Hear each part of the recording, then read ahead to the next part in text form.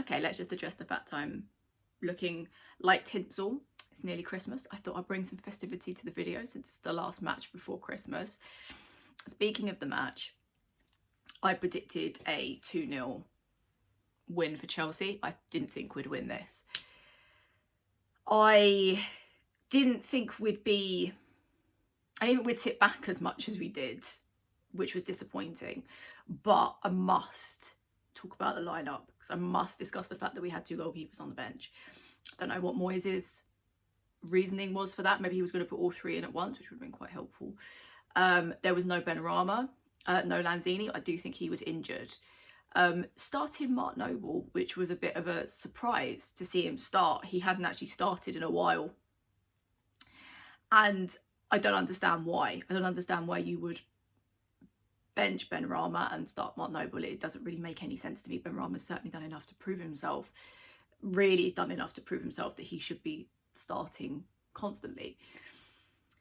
I feel like the fact we have a small squad is coming back to bite us. Like the bench, as I've said in my previous videos, our benches don't look good. They just don't look good, and that's because the squad is threadbare. It's been threadbare for a long time.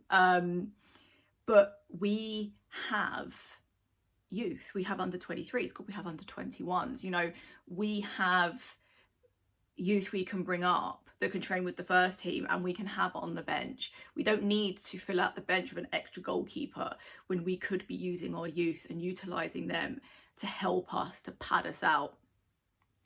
And we don't now.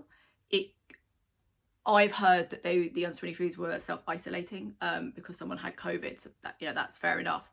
But like that aside, they could have been training with the first team. You know, I don't know when all that happened, but it's a shame we don't utilise them more, and we haven't really. We have for cup games, but we really haven't utilised them, and we've got injuries at the moment, and you know, as I said, we need a bit of support and we don't have it, and I think that's why our bench does look so rough at times, and that needs to be addressed next month. Whether it will or not, I don't know, but there definitely is something that needs to be addressed. I know I've discussed it before. So early doors, Chelsea got goal because literally no one was marking Silva. Well, I lie, there were zonal markings. There was actually a lot of defenders around, just no one on him at all, and that was disappointing. And I think Chelsea dominated in the first half, especially in the start of the first half. We lacked pace, and if people on here that know me, who know me personally, know that I am a Mark Noble enthusiast, I think is probably the best way to word it. I'm a big fan. I've always been a big fan. I've been a big fan since I was this high. I'm only this high, but I've been a big fan since I was a kid, and I think he's a great player. I think he's a great person, but he shouldn't be starting. He is a sub and a sub only, and I've said it before. I don't understand why he starts, especially in a game like this. I don't understand why he starts. He looked lost, he looked confused, he was slow, and the reason we were slow is because he slowed down our midfield terribly. I don't understand. He negatively impacted us. He didn't bring anything to enhance our game. In fact, I think he made it worse.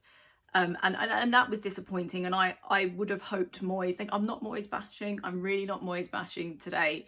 But I don't understand how Moyes could have looked at Noble and thought that he was really helping us when he absolutely wasn't helping us at all. And he left him on, and I don't understand that either.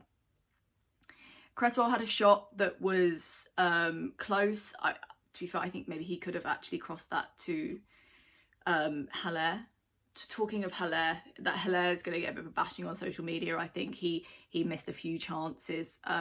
He tried, but I'll be honest, I can't just have a go at Haller because although I didn't feel like we played 100% terribly, there are a few players for me that just weren't up to scratch. You know, Fornals had another miss. Haller had a miss. You know, again, same. I can't just bash Haller.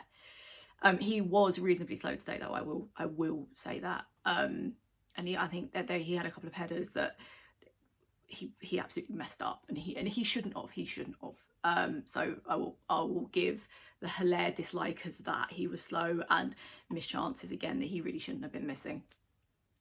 At one point in the first half, our possession was 16%, which is absolutely not okay. is not okay. Chelsea shouldn't have been on the ball as much as they were. But in the last 10 minutes, we perked up, which gave me a little bit of optimism, if I'm honest, because I thought, okay, well, it's 1-0. We've perked up. This is what we can do. We started to create some more chances. We got better possession of the ball. But then Bowen scored. And in my mind, Bowen 100% scored. However, it wasn't. The goal was disallowed because Silva went down like a sack of potatoes for literally no reason. He did a Jack Grealish. If you watch West Ham clips, the sniper well and truly got him because he just collapsed and no one understood why. And this is my problem. Where's VAR?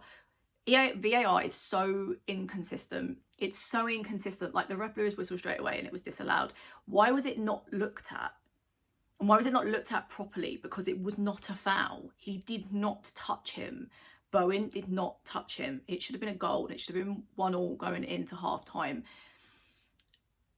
It's not fair. It genuinely isn't fair where there's chances like this that are missed because overall the ref is like, oh no, I saw it, it's fine.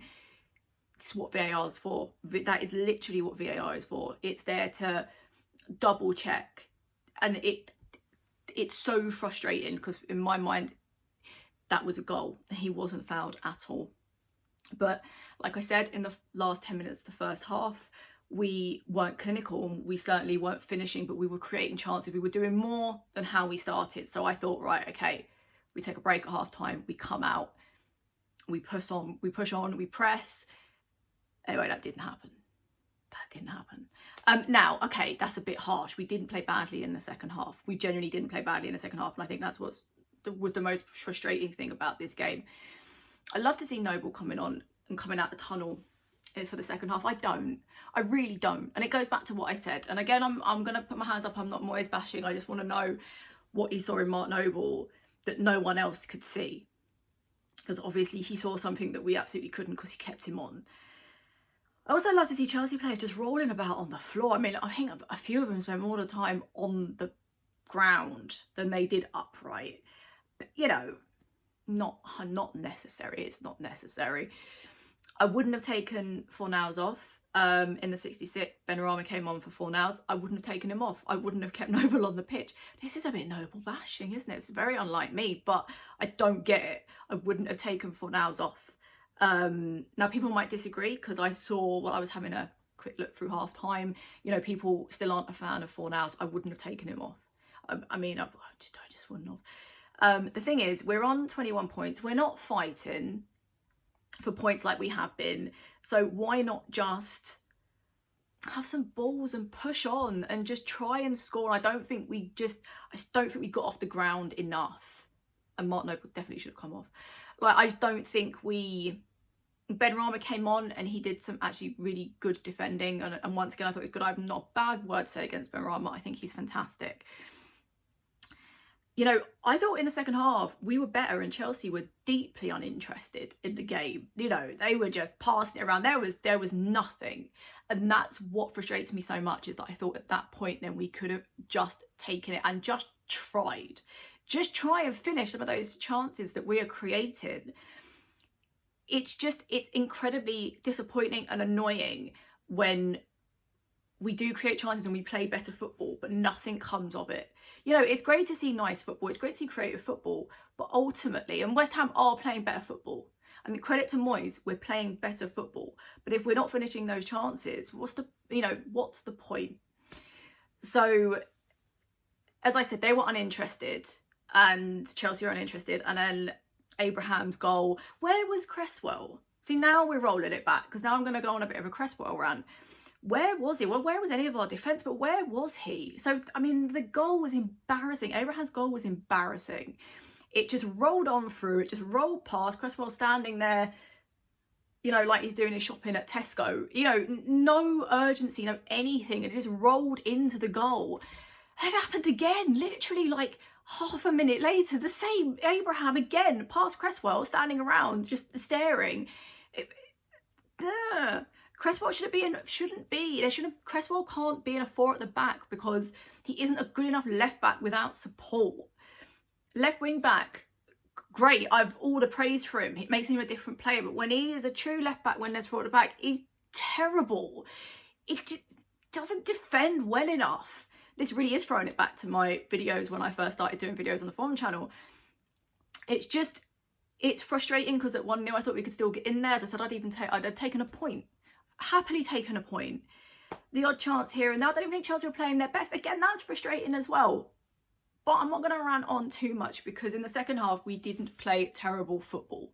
I just wish we had been more clinical. It's like Rebecca's word of 2020. Be more clinical, West Ham. We need to finish those chances. That's what's letting us down. That's what's letting us down. And I hope that's not what continues to let us down going into the new year. But look, it was disappointing. As I said, 21 points. It's not the end of the world. We could be in a much harsher position right now. But look, it's nearly Christmas. So this is time for me to say I wish you all a very Merry Christmas, and thank you to all of the people that are kind enough to watch, to comment, to add dislikes to this video. I appreciate you all genuinely, and I hope you have a wonderful Christmas and however you choose to spend the 25th. It's going to be a bit different this year, but I hope whoever you're spending it with, or if you're on your own, you make the most of it. And I will be back for our nearly Boxing Day match that we had and then lost on the 27th against Brighton. So take care, everyone.